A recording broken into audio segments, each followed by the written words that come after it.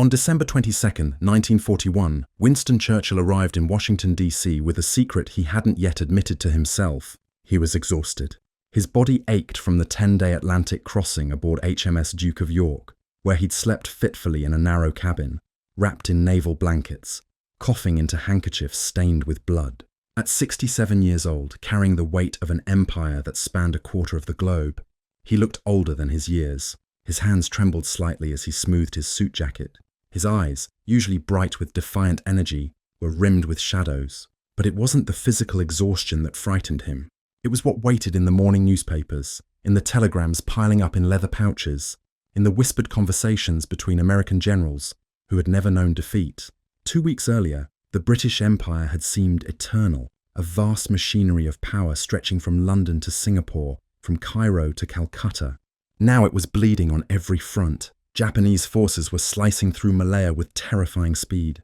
Hong Kong was in its death throes. The Prince of Wales and the Repulse, pride of the Royal Navy, symbols of British supremacy at sea, lay shattered at the bottom of the South China Sea, sunk by Japanese aircraft in a matter of hours. And now, for the first time in centuries, Britain wasn't the one dictating strategy. It was asking for help, begging really, though Churchill would never use that word. When his car pulled up to the White House, when Franklin Roosevelt greeted him with that warm American smile and that firm handshake, something shifted in the air between them. Behind the photographs and the speeches about Allied unity, behind the polite exchange of Christmas greetings, Churchill saw the truth he'd spent his entire life denying. Britain would win this war, but it would never again rule the world. This is the story of 1 week in December 1941.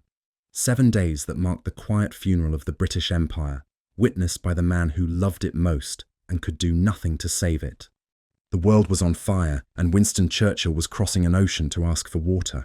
In the first weeks of December 1941, as HMS Duke of York cut through the grey Atlantic swells, Churchill tried to maintain the fiction that he was travelling as an equal, the Prime Minister of the world's greatest empire, coming to coordinate strategy with a valuable but junior partner.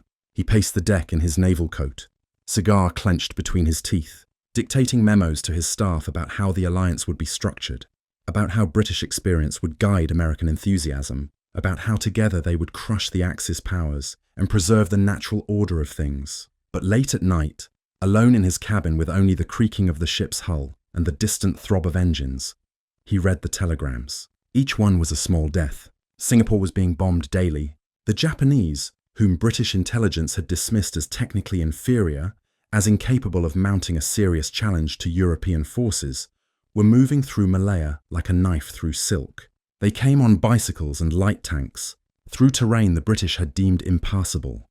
They moved at night. They flanked positions that were supposed to be impregnable. British and Commonwealth troops, brave and well-trained but unprepared for this kind of warfare, fell back day after day. Churchill read the casualty lists by lamplight, his reading glasses sliding down his nose. He recognized names, regiments, divisions he'd inspected just months earlier. Young men from Manchester and Melbourne, from Cape Town and Calcutta, dying in jungles whose names most Britons couldn't pronounce. Hong Kong was surrounded, its garrison fighting house to house with no hope of relief. The governor's messages grew shorter, more desperate, situation critical, water supplies failing. Request permission to surrender. Churchill wrote back, fight to the end. What else could he say? That the empire was abandoning them, that there were no reinforcements coming, that Britain, which had ruled the waves for 3 centuries, could no longer protect its own people. He thought about the Great War, about the trenches where he'd walked among the dead, about the Dardanelles disaster that had nearly ended his political career. He'd seen empire bleed before, but then it had recovered. Then the map had still been painted red from London to Lahore, from Toronto to Tanganyika. Now, lying in his cabin as the Atlantic rolled beneath him, Churchill felt something he'd never allowed himself to feel: doubt. Not about Britain's courage or its determination, but about whether courage and determination were enough anymore. The Atlantic itself seemed different now. Once it had been Britain's moat, the barrier that protected the island fortress, while the Royal Navy projected power across the globe. Now it was a channel of dependency, a gap Churchill had to cross to plead for American ships, American planes, American supplies. He thought about the destroyers Roosevelt had given Britain the year before. 50 aging vessels, in exchange for 99-year leases on British bases in Newfoundland, Bermuda, and the Caribbean. At the time, Churchill had called it a masterstroke of diplomacy. Now, in the cold Atlantic darkness, it looked more like a pawnshop transaction, trading the family silver for grocery money. On December 7th, while Churchill was still at sea, the Japanese attacked Pearl Harbor. The news reached HMS Duke of York by radio, and Churchill's first reaction was relief bordering on euphoria. America was in the war. The sleeping giant had been awakened. Britain would no longer fight alone. He cabled Roosevelt immediately, pledging total solidarity, offering to declare war on Japan within the hour. But as more details arrived, the scale of the American losses, the devastation of the Pacific Fleet, the rage sweeping through the United States, Churchill's relief began to curdle into something more complex. America hadn't joined the war as Britain's partner. It had been thrust into the war as Japan's enemy, and its fury would shape everything that followed. When HMS Duke of York finally reached American waters and Churchill prepared to disembark, he stood on deck watching the coast emerge from the winter haze, so different from England's cliffs, from the Thames, from the scarred and bombed cities he'd left behind. This was a country that had never known invasion, never known defeat, never known the slow erosion of power that comes from holding too much for too long. Churchill smoothed his coat and checked his watch. In a few hours, he would meet Franklin Roosevelt in the White House. 2 leaders, 2 nations, 2 visions of the future. He told himself it was the beginning of a great alliance. He tried not to think of it as an audition, a supplicant arriving to ask for terms he was in no position to refuse. The car ride through Washington was disorienting. The city gleamed with confident modernity. Clean streets, massive buildings. The Capitol dome brilliant white against a pale sky. No bomb craters, no rubble, no gap-toothed skylines where buildings used to stand. People on the sidewalks looked well-fed, purposeful, rushing toward a future they believed in. London felt a world away, not just across an ocean, but across an entire era of history. Churchill saw American soldiers in fresh uniforms, their equipment new and plentiful. He thought of British troops in the Western Desert fighting Rommel with tanks that broke down in the heat, with supply lines stretched to breaking. When the car reached the White House gates, Churchill took a deep breath. Franklin Roosevelt was already waiting. That famous smile in place, hand extended in greeting. The photographers snapped away. 2 great men, 2 great democracies, united against tyranny. Churchill smiled back, played his part perfectly. But as they walked inside together, as Roosevelt's wheelchair rolled smoothly along the polished corridors, Churchill noticed the way the American aides looked at him, not with deference, not with the automatic respect granted to the representative of the world's greatest empire. They looked at him with sympathy, like men who knew something he didn't yet want to know. The Arcadia Conference began on December 22nd, and from the first morning session, Churchill understood that something fundamental had changed. The meeting room was filled with American generals and admirals, men like George Marshall and Ernest King, men whose names Churchill had barely known a year ago. They were younger than most of Britain's military leadership, less burdened by the memories of the Great War, and they carried themselves with a confidence that came from leading an intact military, backed by the greatest industrial capacity the world had ever seen. British officers sat alongside them, looking tired and worn by comparison, their uniforms marking them as survivors of Dunkirk, the Battle of Britain, the Atlantic convoys. Men who had already fought for 2 years while America watched. Churchill had come prepared to share Britain's strategic vision, accumulated through hard experience. He had maps marked with British intelligence, plans developed by British staff officers, proposals for campaigns that would leverage British strengths. He began to present them, his voice carrying that familiar rolling authority, painting grand pictures of joint operations, of combined forces sweeping across North Africa, perhaps even a return to the continent. He spoke of Singapore as the Gibraltar of the East, of the vital importance of holding British possessions in Asia, of maintaining the lifelines that connected the empire. Roosevelt listened politely, nodding occasionally, but when Churchill finished, it was the American generals who responded. And their response was polite, but immovable. Germany first. That was the American strategy, already decided. Europe would take priority over the Pacific, yes, but the Pacific theatre would be primarily an American show. The British could help, of course, but coordination would flow through Washington. Marshall spread maps of his own, pointing to American supply chains, American shipping capacity, American production schedules that dwarfed Britain's. Every suggestion Churchill made was met with a gentle alternative. We appreciate the British perspective, of course, but we've analysed the logistics. The Prime Minister's experience is invaluable, naturally, but American resources would be better deployed. It was death by 1,000 courtesies. Churchill found himself arguing from a position of weakness, trying to assert expertise and experience against the blunt fact of American material superiority. When he insisted on the importance of the Mediterranean, the Americans questioned whether it was truly strategic or merely about protecting British imperial interests. When he argued for reinforcing Singapore, they pointed out that American analysts believed the fortress was already compromised, that pouring resources into Malaya might be throwing good money after bad. Every British priority was weighed against American needs, American capabilities, American strategic vision. And always, the Americans had more ships, more planes, more tanks, more men, more everything. Roosevelt himself was perfect, warm, charming, calling Churchill Winston and making him feel like an honoured guest. But beneath the friendship, Churchill could feel the shift. When Roosevelt spoke about Allied strategy, he spoke with the assumption of leadership, not the bullying dominance of Hitler or the cold calculation of Stalin, but something more subtle and perhaps more devastating: the natural authority of the essential partner. Britain needed America to survive. America, Churchill was beginning to realise, didn't need Britain to win. It would certainly be easier with British help, more efficient, less costly, but not necessary. That was the unspoken truth that hung over every conversation. During a break in the meetings, Churchill stepped into a bathroom and stared at himself in the mirror. His face was flushed, his breathing heavy. He splashed cold water on his cheeks and gripped the sink, fighting down the anger and humiliation that threatened to overwhelm him. For decades, he'd sat in rooms where British power was assumed, where the map of the world was divided according to British interests, where other nations asked permission and waited for answers. Now he was the one asking, the one waiting, the one being told, however gently, that his strategic vision was interesting, but perhaps not quite aligned with reality. A telegram arrived on Christmas Day. Hong Kong had fallen. The garrison, outnumbered and overwhelmed, had fought to the last defensive position before surrendering. 25 days of resistance, and then the white flag. Churchill read the message in a quiet corner of the White House, away from the celebrations and the Christmas dinner being prepared. Another red pin on the map gone dark. Another piece of the empire lost. He thought about writing something stirring, some message about sacrifice and duty, and how Hong Kong's defenders had bought time for the rest of the empire. But time for what? To watch Singapore fall? To watch Burma collapse? To watch India begin to dream of independence?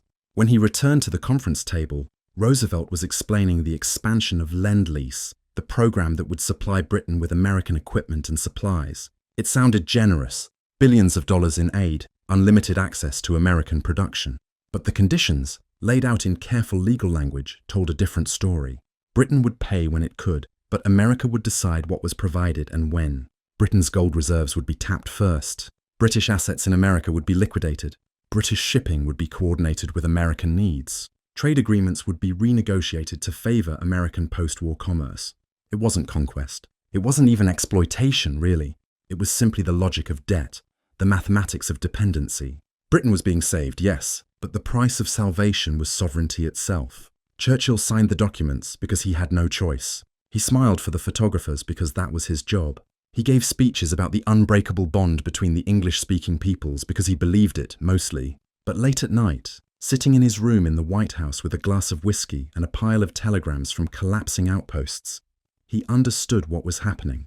Britain was being absorbed into an American-led system. Not through force, but through necessity. The empire wasn't being conquered. It was being rescued into obsolescence. The war's financial underbelly was something Churchill had tried not to think about too carefully. He was a man of grand strategy and stirring speeches, of military campaigns and diplomatic maneuvers. He left the accountancy to others. But now, in Washington, the numbers were unavoidable. They sat in front of him in neat columns prepared by British Treasury officials, each figure a small confession of imperial decline. In 1940, desperate for American destroyers to protect the Atlantic convoys, Churchill had agreed to the destroyers for bases deal. At the time, surrounded by the wreckage of Dunkirk and facing the prospect of invasion, it had seemed like brilliant improvisation, trading leases on colonial bases for ships Britain desperately needed. The The bases were just real estate after all, just patches of ground in Newfoundland and Bermuda and the Caribbean. Britain would still own them, would still have sovereignty, would simply be allowing America to use them for 99 years. What difference did it make? Now, with 2 years' perspective, and American forces already installed in those bases, the deal looked different. Those weren't just patches of ground. They were the strategic nodes that controlled Atlantic shipping lanes, the forward positions that projected power across the Western Hemisphere.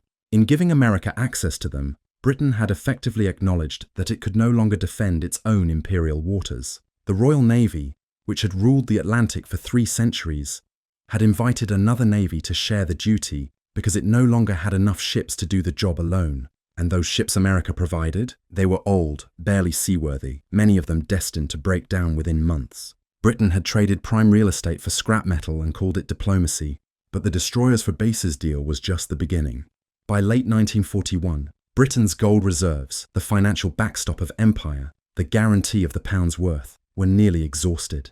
The country had spent centuries accumulating that wealth, extracting it from Indian mines and South African deposits, storing it in London vaults as proof of British power and stability. Now it was gone, shipped across the Atlantic to pay for American supplies. The vaults were empty. The pound sterling, once the world's reserve currency, the gold standard by which all other money was measured, was now tethered to the dollar. Britain couldn't buy anything without American approval, couldn't borrow without American guarantees, couldn't even feed itself without American grain shipped on American terms. John Maynard Keynes, the brilliant economist who had spent his career navigating Britain's financial crises, sat with Churchill in a private meeting room. They'd known each other for years, had worked together through the financial chaos of the interwar period. Keynes was thinner than Churchill remembered, his face drawn with fatigue and illness. He'd spent months in Washington negotiating the terms of Lend-Lease, trying to preserve some measure of British economic autonomy, fighting to avoid the kind of crushing war debts that had crippled Britain after the Great War. He'd failed, and he knew it. "We have traded our empire for survival," Keynes said quietly, looking at the financial projections spread across the table. "The mathematics are inescapable. Even if we win the war, which we will now that America is fully engaged, we will emerge as a debtor nation. Every colony, every possession, every imperial preference that gave British trade its advantage, all of it will be dismantled. The Americans have made that clear. They'll accept nothing less." Churchill poured himself another whiskey, his hands unsteady. "What choice did we have? Hitler at the Channel, U-boats strangling the Atlantic, Japan rampant in Asia. We were drowning, John. America threw us a rope." "Yes," Keynes agreed, "but ropes can become nooses. We're dependent now utterly. Our economy runs on American credit. Our armies fight with American equipment. Our strategy bends to American preferences. We're still called an empire, still paint the map red in schoolrooms, but the substance has already been hollowed out. We're a debtor nation playing at imperial power." Churchill looked out the window at the Washington skyline. So confident and modern, he thought about London, about the bombed-out neighborhoods and rationed food, about mothers queuing for bread and children sleeping in underground stations. Britain had survived. That was what mattered. That was what he'd promised. That was his job, to save Britain, whatever the cost. But Keynes's words echoed in his mind. "We have traded our empire for survival." Was that true? Had Churchill, in his desperate determination to defeat Hitler, sold Britain's future? He thought about the Atlantic Charter, that document he and Roosevelt had signed just months earlier, proclaiming grand principles of self-determination and free trade. At the time, Churchill had insisted on language protecting existing British obligations, code for preserving the empire. Roosevelt had smiled and agreed, and Churchill had thought he'd won that round. Now he understood. Roosevelt had agreed because it didn't matter. The Americans didn't need to dismantle the British Empire by force or decree. Economics would do it for them. Debt would do it. Dependency would do it. A telegram arrived from India, delivered by a White House aide who had no idea what it contained. Churchill read it and felt something cold settle in his stomach. Nationalist movements were growing bolder, sensing Britain's weakness. Gandhi and Nehru were making speeches about how Britain had dragged India into a European war without consultation, how British weakness against Japan proved the empire was finished. Provincial governments were challenging British authority. Quit India sentiment was spreading. The Raj, that magnificent machine of imperial administration that had ruled 300 million people with a few thousand British officials, was beginning to shake. Churchill crumpled the telegram and threw it into a wastebasket. India, the jewel in the crown, the centerpiece of empire, the source of armies and revenue and prestige. He'd spent his whole political career defending British rule in India, arguing that Indian self-government was impossible, that the subcontinent would descend into chaos without British administration. And now Britain couldn't even defend India's borders. Japanese forces were advancing through Burma, getting closer every day to India's eastern frontier. If Singapore fell, when Singapore fell, Churchill corrected himself bitterly, India would be next in line. And what could Britain do about it? Send reinforcements it didn't have, protect supply lines with ships that were already stretched impossibly thin, ask America for help defending an empire America didn't believe in. The claustrophobia of it was overwhelming. Churchill was in Washington, surrounded by American power and American hospitality, negotiating from a position of desperate weakness, watching his empire dissolve in real time while pretending to be an equal partner in a grand alliance. He poured another whiskey and tried to focus on the only thing that mattered: winning the war. Everything else, the financial arrangements, the strategic subordination, the slow erosion of imperial authority, those were problems for later. First, defeat Hitler. First, defeat Japan. First, survive. Then worry about what survival would look like for a bankrupt empire in an American century. But the guilt gnawed at him, the sense that he'd made a devil's bargain, that he'd saved Britain by mortgaging its future. Was he a savior or a pallbearer? Would history remember him as the man who led Britain through its darkest hour, or as the man who presided over the end of everything Britain had built over 3 centuries? The questions had no good answers, so Churchill did what he always did: pushed them aside, lit another cigar, and prepared for the next meeting, where he would smile and negotiate and pretend that Britain still mattered as much as it once did. The evenings were when the mask could slip, when the formal meetings gave way to something more intimate and revealing. Roosevelt invited Churchill to stay at the White House for the duration of the conference, an arrangement that was both honor and strategy. It meant Churchill was always available, always on hand for midnight consultations and impromptu discussions. It also meant he was always under observation, always performing, always aware that he was a guest in someone else's house. They sat together in Roosevelt's private study, late at night when the staff had withdrawn and the official business was done. 2 men in their 60s, both products of privilege, both shaped by the First World War, both carrying the weight of nations at war. Roosevelt mixed the drinks himself, strong American whiskey in crystal glasses, a small fire crackling in the grate. Outside, Washington slept under a cold December sky. In London, 7 hours ahead, people would be waking to another grey morning of rationing and bombing alerts and casualty lists. Churchill talked about the empire. He always did, when the whiskey loosened his tongue and the late hour stripped away the diplomatic caution. He talked about India and Africa, about the civilizing mission and the white man's burden, about how British rule had brought railways and law to places that had known neither. He talked about tradition and duty, about how empires weren't just about power, but about responsibility, about the obligation to rule well and justly, even if the ruled didn't always understand or appreciate it. His voice took on that rolling oratorical quality, painting pictures of imperial destiny, of the English-speaking peoples carrying the torch of civilization into the dark corners of the world. Roosevelt listened, nodding occasionally, his face unreadable in the firelight. He let Churchill talk, let him build his rhetorical monuments to British greatness. Then, quietly, with that deceptive gentleness that made his words all the more cutting, Roosevelt began to dismantle the argument. You know, Winston, this Atlantic Charter we signed, I take it seriously. All people having the right to choose their own government, self-determination, the end of territorial aggrandizement. That means something to me, to us, to America. Churchill waved his cigar dismissively. Of course, but that applies to the territories conquered by Germany and Japan, to the restoration of sovereignty stolen by aggression. It doesn't mean, doesn't it? Roosevelt's voice was mild but firm. Why should it only apply to some people and not others? Why should Indians or Africans or Arabs have less right to self-government than Poles or Czechs? You're asking American boys to fight and die in this war, Winston. You're asking American taxpayers to fund it, and they're doing it. Gladly. Because they believe we're fighting for freedom, not for empire, not to preserve colonial arrangements that belong to the 19th century. Churchill felt his face flush, felt anger rising. Easy for you to say, from here, safe behind your ocean. Britain has governed these territories for generations. We've built the infrastructure, established the law, educated the leaders. To simply abandon them now would be chaos, would be a betrayal of our responsibilities.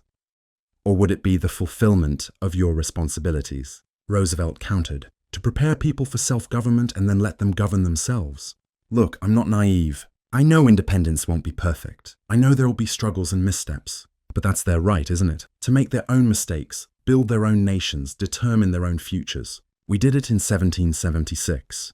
You didn't like it much at the time, as I recall, but it worked out pretty well. The mention of American independence stung, and Roosevelt knew it. The old wound, Britain's greatest imperial failure, now held up as proof that independence was not only possible, but desirable. Churchill tried to laugh it off, tried to keep the conversation light, but Roosevelt pressed the point. I'm telling you this as a friend, Winston, because we are friends, and because we're allies, and because I respect you. But America isn't going to fight this war to preserve the British Empire. We're not sending millions of men and billions of dollars in equipment so you can keep India or Malaya or Kenya locked in colonial status. The world's changing. This war is accelerating changes that were already underway. And when it's over, when we've won, the post-war order isn't going to look like the pre-war order. It can't. Churchill's hand tightened on his glass. He wanted to argue, wanted to deploy all his rhetorical skill to defend the empire, to explain why British rule was different, was benevolent, was necessary. But he was too tired, too drunk, too aware that Roosevelt wasn't impressed by oratory. The American president had already decided. More than that, America had decided.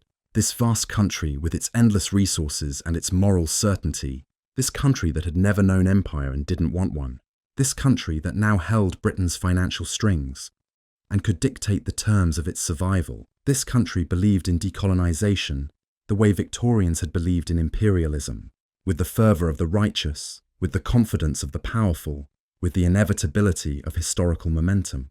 You realise what you're asking, Churchill said quietly, staring into his drink. You're asking us to voluntarily dismantle everything we've built, everything we are. Britain without the empire is just an island, a medium-sized power with delusions of grandeur.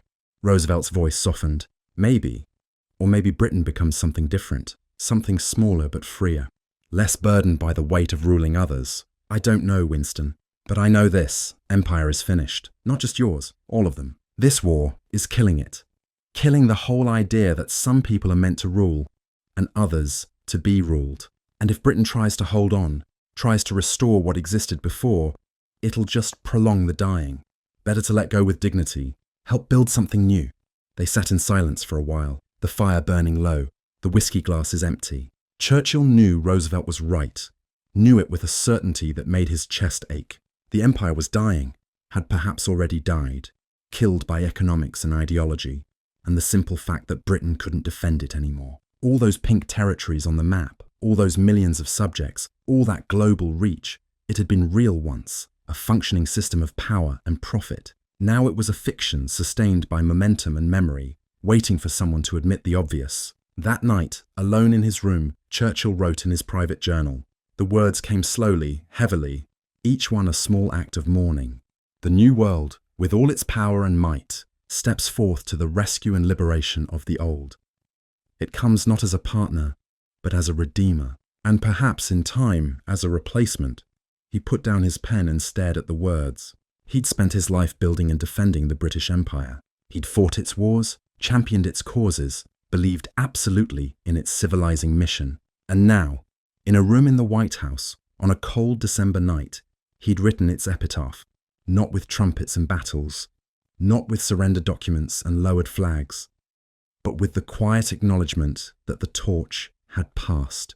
Britain would win the war, but America would win the peace, and the peace would be American, built on American principles, sustained by American power, shaped by American ideals that had no room for empire.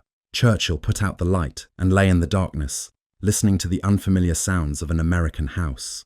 Somewhere in the Pacific, British troops were falling back through the Malayan jungle. Somewhere in the Mediterranean, British ships were dodging German submarines. Somewhere in India, nationalists were planning the independence he'd sworn would never come. The empire was dying in 1,000 places at once, bleeding from wounds that couldn't be healed because Britain no longer had the strength to heal them. He closed his eyes and dreamed of maps, of pink territories fading to white, of flags being lowered and raised, of history moving forward while he stood still, watching everything he'd fought for disappear into the past. The telegrams kept coming, each one a bulletin from a burning empire.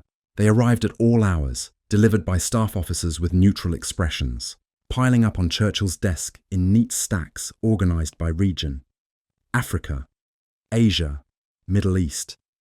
Each folder contained reports of positions lost, troops retreating, supplies running low. Churchill read them methodically, his face betraying nothing, but the weight of them was crushing.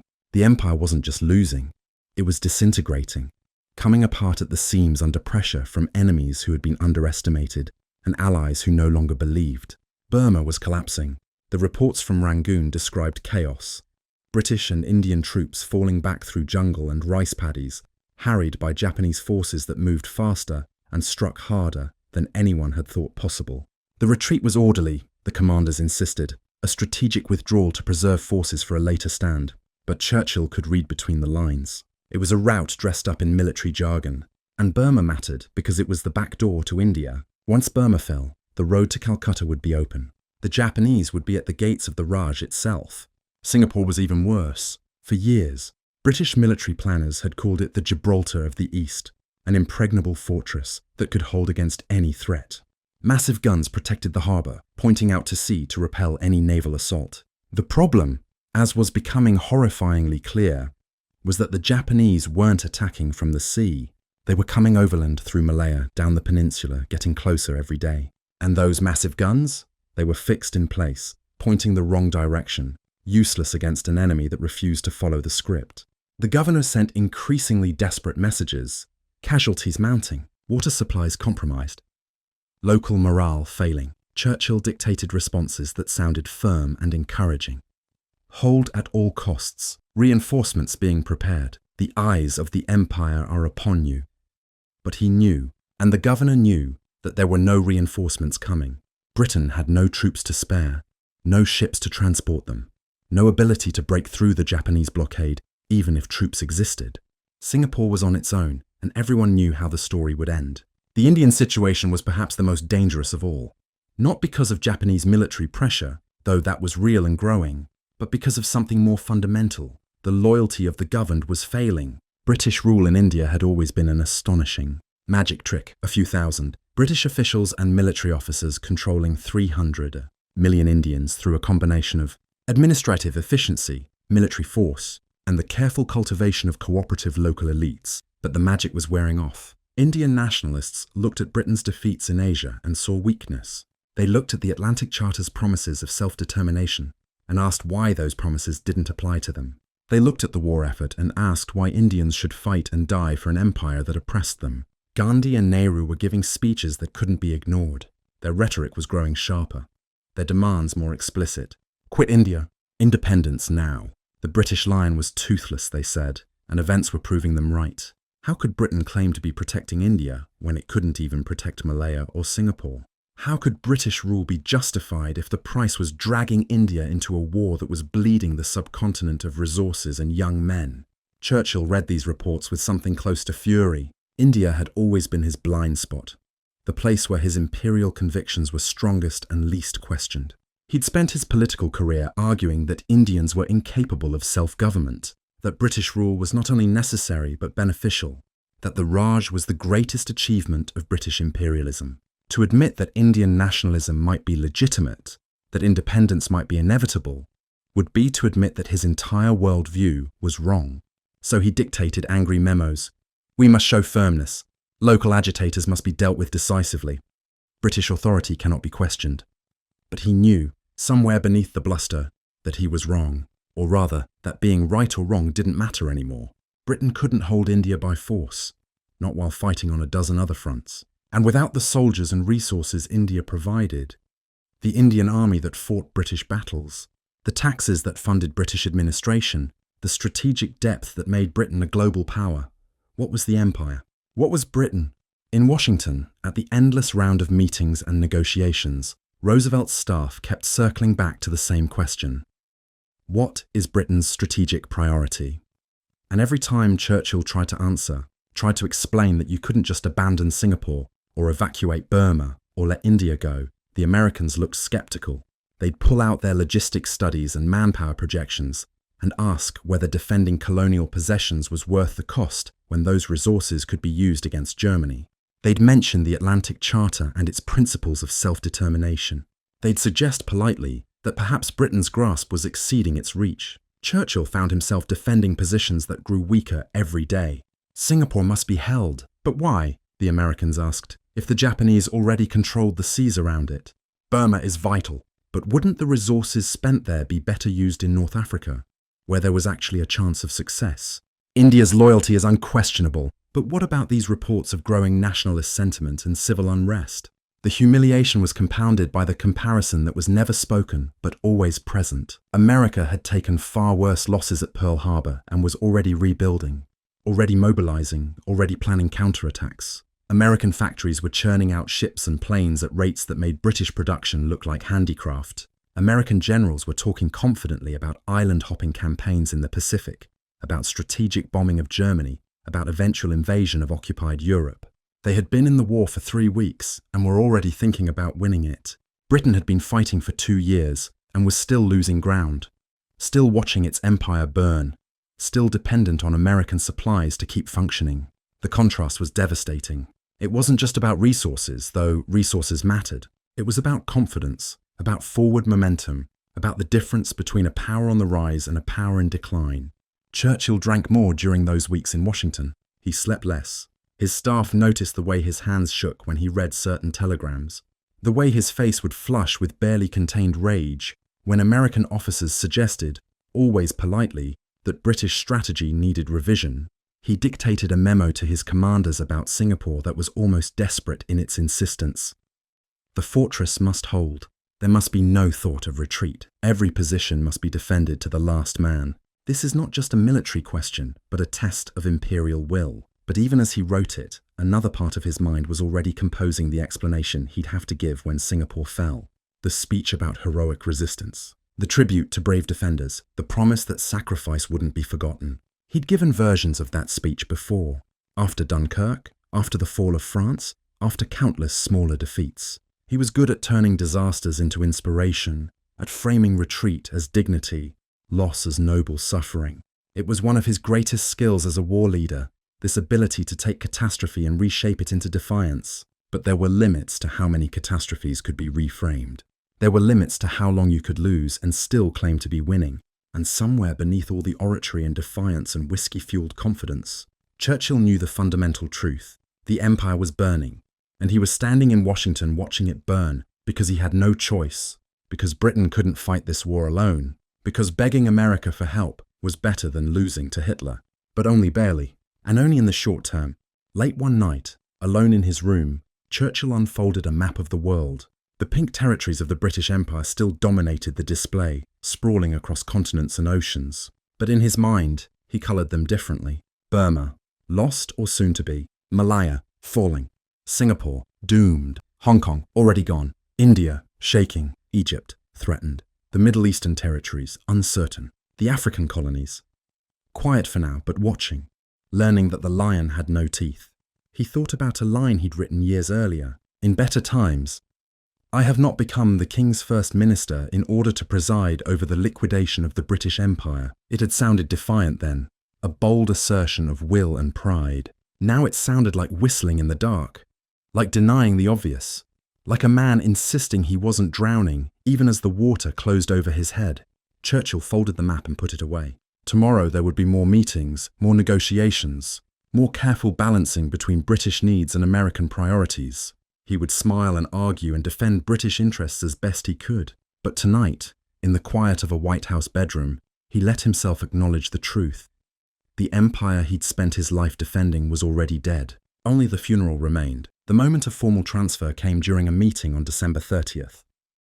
Roosevelt entered the conference room with his usual affable smile, followed by his military chiefs. They were discussing command structures, the coordination between British and American forces across multiple theatres. It seemed like routine business, the kind of administrative detail that had to be worked out when two militaries operated together.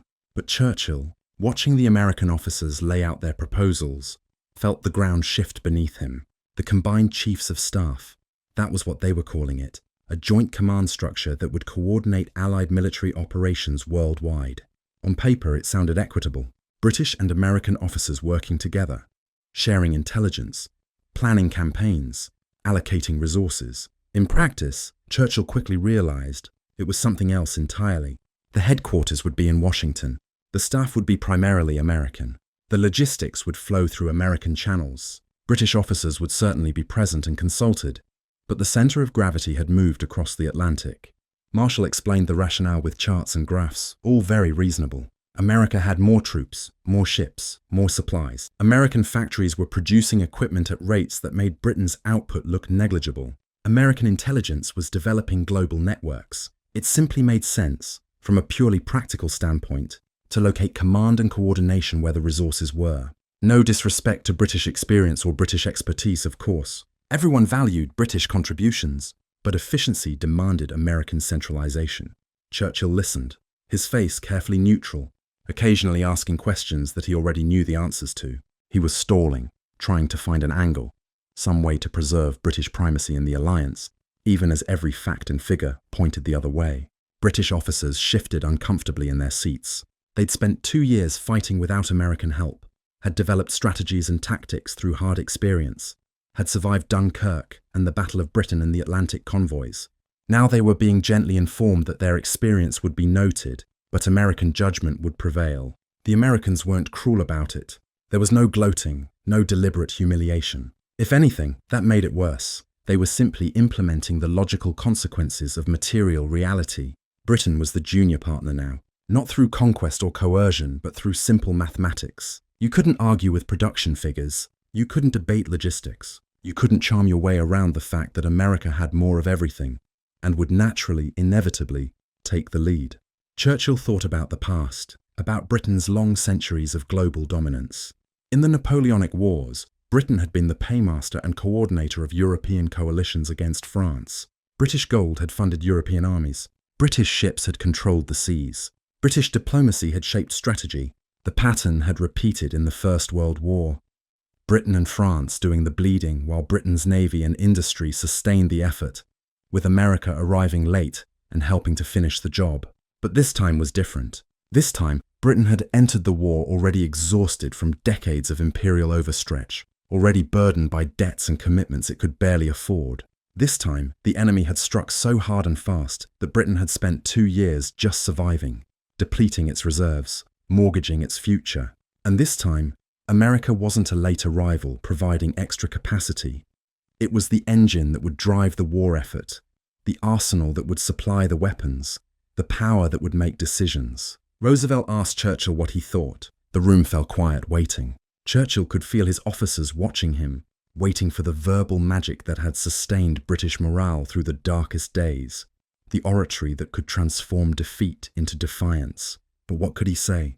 That this was unacceptable? That Britain deserved equal status despite having a fraction of America's resources? That history and tradition should override present reality? Instead, he gave a small speech about partnership and cooperation, about how the Combined Chiefs of Staff represented the unity of the English-speaking peoples, about how Britain welcomed American leadership in the common cause. He made it sound like a choice, like British magnanimity rather than British necessity. The Americans nodded appreciatively. The British officers kept their faces blank, professionals who understood that sometimes you had to smile while swallowing poison. After the meeting, Churchill stood at a window overlooking Washington. The city gleamed with confident modernity, so different from London's scarred landscape. He thought about the arc of history, about how power shifted between nations not through single dramatic moments, but through gradual, irreversible processes. Britain had risen slowly over centuries, accumulating power through trade and conquest and technological advantage, building an empire that seemed eternal. Now it was falling just as gradually, losing power not through spectacular defeat, but through erosion, through being unable to match the industrial capacity and population of newer powers. A staff officer brought another telegram. Singapore was surrounded, the garrison cut off, water supplies failing. The commander was requesting permission to consider terms of surrender. Churchill read it and folded it slowly. He thought about his earlier directive. Fight to the last man, no retreat, no surrender. He thought about all the speeches he'd given about British determination and imperial pride. He thought about what the fall of Singapore would mean. 100,000 British and Commonwealth troops surrendering to an Asian enemy. The greatest fortress in the East falling without a proper siege. The symbolic end of British dominance in Asia. Reply that the fortress must continue to resist, he dictated quietly. But as the officer left to send the message, Churchill added, almost to himself, "Then the last man dies for a ghost, because that's what the empire had become. A ghost, a memory, a pretense that everyone maintained because acknowledging the truth was too painful. The territories still existed. The flags still flew. The colonial administrators still went to their offices and stamped their papers and sent their reports to London. But the substance had evaporated. Britain couldn't defend its empire, couldn't afford its empire, couldn't even explain why its empire should continue to exist in a world that had moved beyond 19th century imperialism." Churchill walked through the White House corridors that evening, hearing American voices planning American strategies. He passed rooms where American generals studied maps of Europe and Asia, allocating American resources, scheduling American production, designing campaigns that would be fought primarily with American blood and treasure. British officers were present, certainly, offering advice and expertise. But they were auxiliary now, helpful but not essential. Their 2 years of hard experience valued but ultimately subordinate to American industrial might. He thought about all the meetings and conferences he'd attended over the decades, in London and Paris and Cairo, where British power was assumed and British interests were paramount. He thought about giving orders that spanned the globe, about moving fleets and armies across continents, about the casual arrogance that came from being the world's dominant power. That was gone now, probably forever. Britain would still matter, would still be a significant player in world affairs, would still have a voice in allied councils, but it would never again be the voice that mattered most. The combined chiefs of staff was formalized in the days that followed. Documents were signed, organizational charts drawn up, communication protocols established. It all seemed very administrative, very bureaucratic, very routine. But Churchill understood what was really happening. The formal transfer of global military coordination from London to Washington, from British hands to American control. Not through force or intimidation, but through the simple logic of dependency.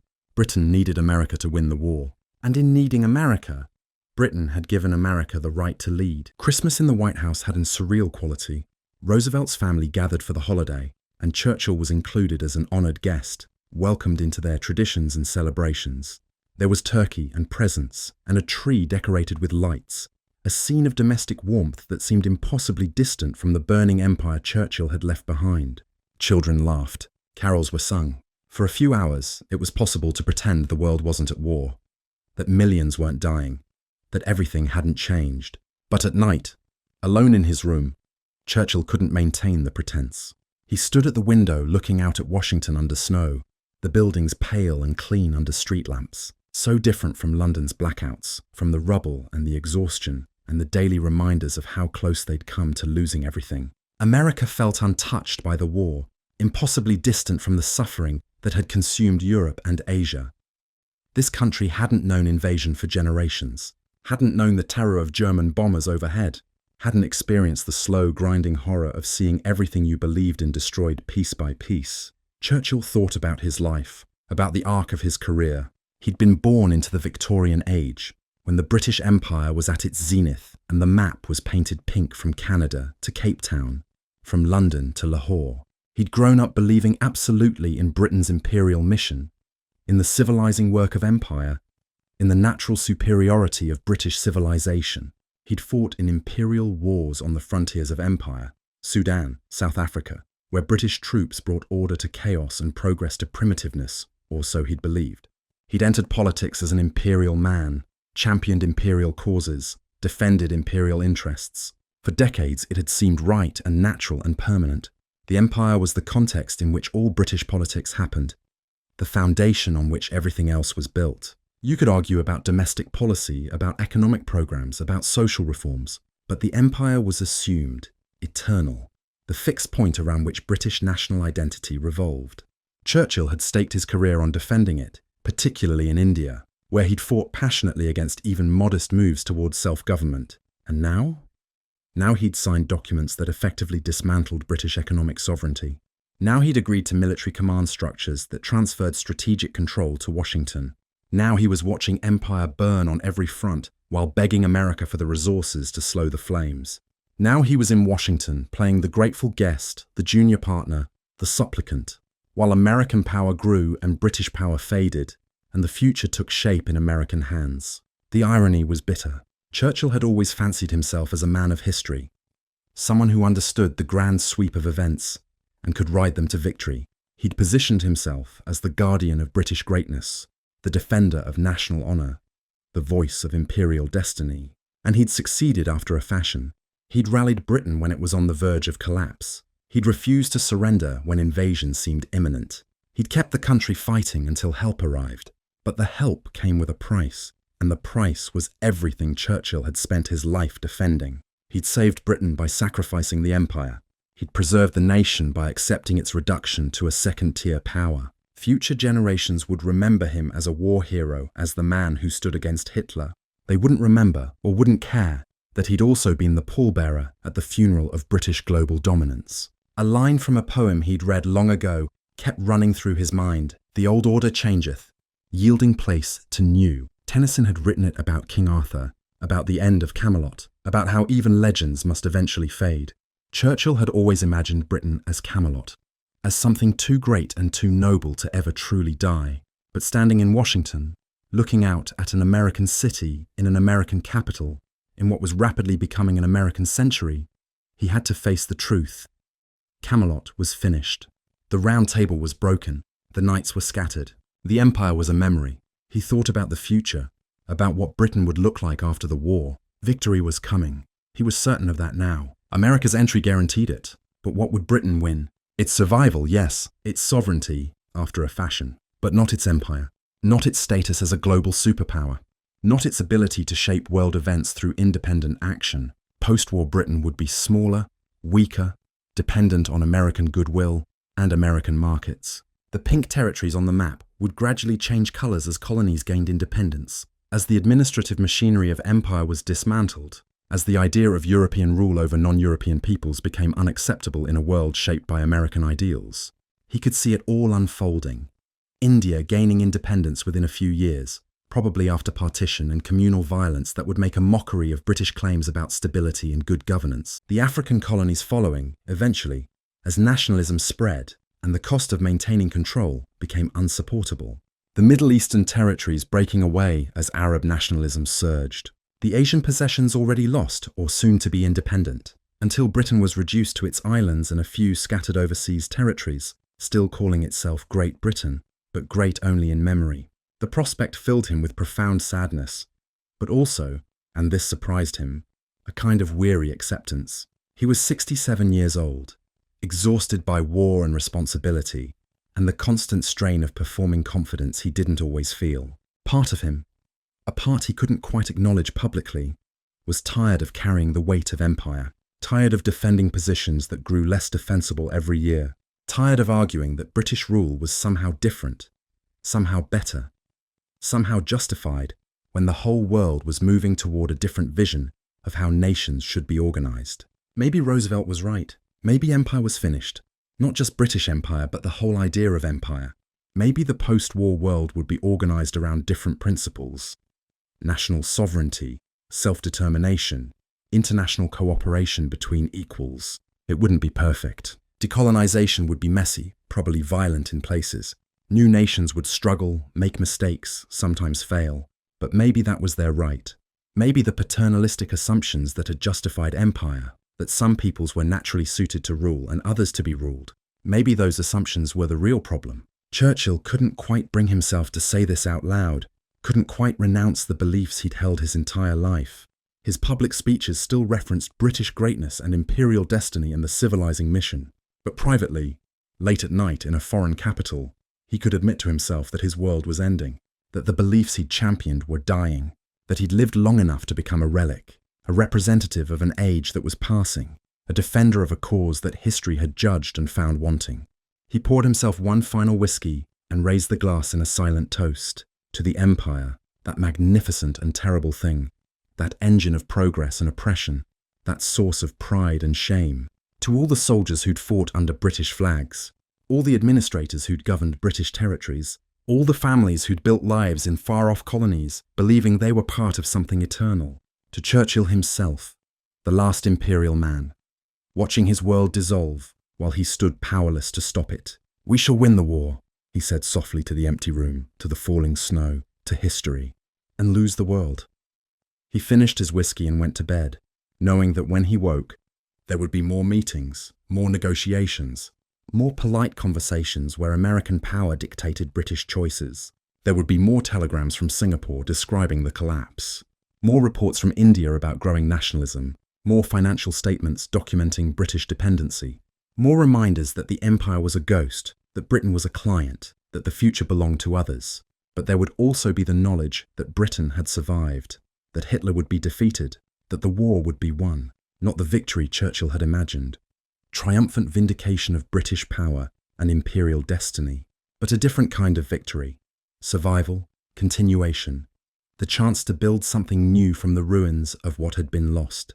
Perhaps that was enough. Perhaps that would have to be enough. The old lion lay in the darkness, listening to American voices in distant corridors, feeling the weight of history pressing down on tired shoulders. Somewhere in the Pacific, British troops were fighting their last battles against the Japanese. Somewhere in London, people were sleeping in bomb shelters, waiting for morning and another day of rationed survival. Somewhere in India, nationalists were dreaming of independence.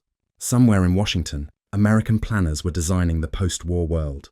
And Winston Churchill, Prime Minister of what was still called Great Britain, champion of a dying empire, lay in a borrowed bed in a foreign capital and accepted what he could no longer deny. The British Empire was finished. It had died not in spectacular defeat but in quiet exhaustion, not through surrender but through dependency, not with a bang but with a whimper. And he, its last great defender, had presided over its funeral while pretending it was a birthday party. The snow continued to fall on Washington, covering everything in white, erasing the old world and making way for the new. And in the morning, Churchill would wake and put on his suit and light his cigar and smile for the cameras and give speeches about Allied unity and eventual victory. He would play his role perfectly, because that's what was required, because Britain still needed America's help, because the war still had to be won. But he would know, with a certainty that ached in his bones, that on December 22nd, 1941, in a meeting room in the White House, the British Empire had quietly expired. Everything that followed, the ceremonies and the speeches, the treaties and the transfers of power, the gradual dismantling of colonial administration, the eventual independence of India and Africa, and everywhere else that had once been painted pink on schoolroom maps, all of it was just the formality of burial, the slow process of admitting what had already happened, the inevitable working out of consequences from decisions made in that terrible, necessary, world-changing week in Washington. The empire was dead. Long live what? Churchill didn't know, didn't have the answer. That was for others to determine, for younger men and different nations, for a post-war world he would help create, but never fully inhabit.